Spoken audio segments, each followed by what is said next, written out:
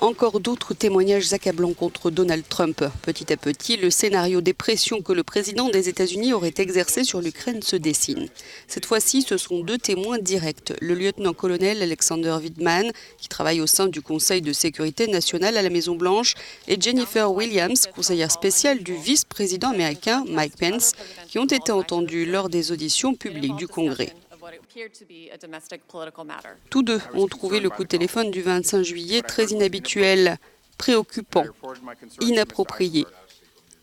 Le lieutenant-colonel Alexander Vindman a souligné avoir fait son devoir en alertant ses supérieurs. Au cours de cet appel téléphonique, Trump aurait demandé au président ukrainien Volodymyr Zelensky d'enquêter sur Joe Biden, un de ses adversaires potentiels pour la présidentielle de 2020.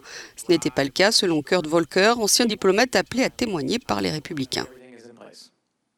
Rétrospectivement, je comprends maintenant que d'autres mettent sur le même plan une enquête sur une éventuelle corruption impliquant la société ukrainienne Burisma et une enquête sur l'ancien vice-président Biden.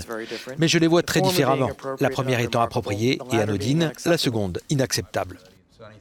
Mardi, Donald Trump a continué de nier et de dénoncer cette chasse à l'homme. Le président ukrainien s'est dit fatigué du scandale.